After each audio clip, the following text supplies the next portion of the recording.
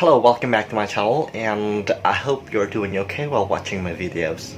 In this episode, I'll be teaching you 5 to 7 irregular verbs, together with its full conjugation in this simple present tense.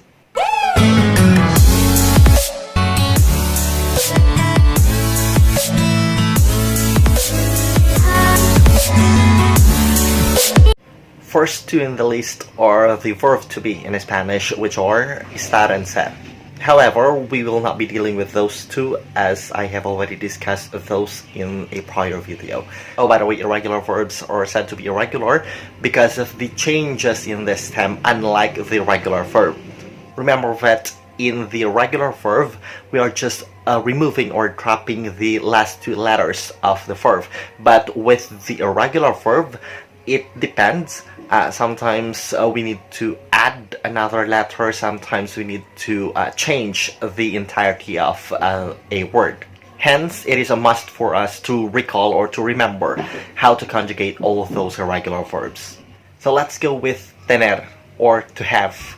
To conjugate it in the first person singular, we have yo tengo. To conjugate it in the first person plural, we have nosotros tenemos.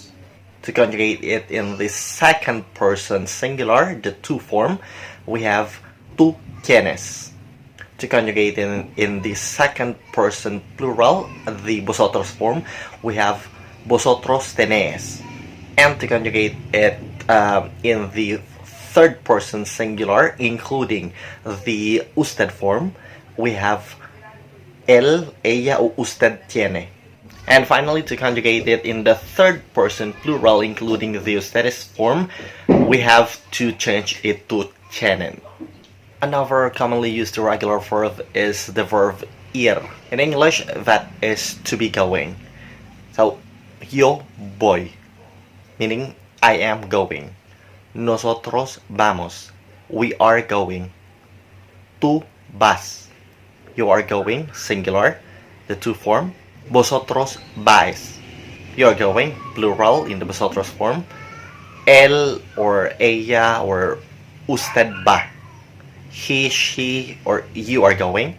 Ellos, ellas, ustedes van, they, both feminine and masculine, and usted or the you, the polite form of you, are going.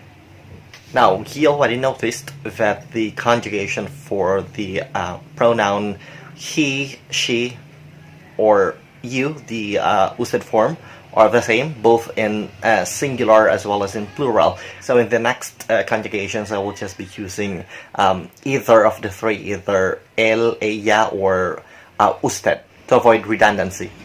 Another one is the verb entender. Entender means to understand. So we have yo entiendo, nosotros entendemos, tú entiendes, vosotros entendéis, él entiende, ellos entienden.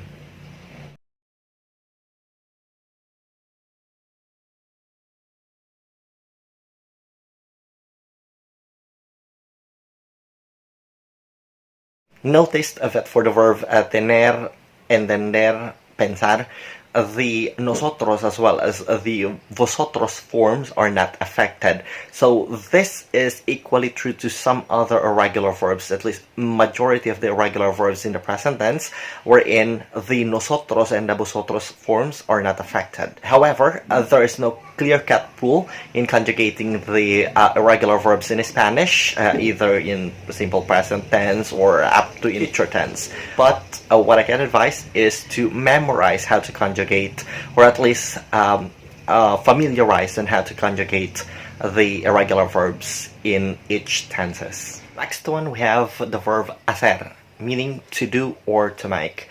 We have yo hago, nosotros hacemos, tú haces, vosotros hacéis, él hace, ellos hacen. This time, the only irregular is the yo form or the I form, yo hago, but the rest follows the regular conjugation. Another example is the verb querer, or to want. Yo quiero, nosotros queremos, tú quieres, vosotros queréis, él quiere, ellos quieren. Yo quiero, I want, we want, nosotros queremos, etc. And last irregular verb that I will be teaching in this episode is the verb venir, meaning to come. Venir.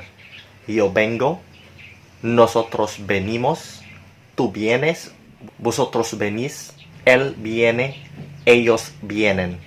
They come, ellos vienen. Please memorize all those irregular verbs. Please memorize how to conjugate those irregular verbs, as there is no clear-cut way on how to conjugate each and every irregular verbs. That's all for the meantime. Goodbye for now.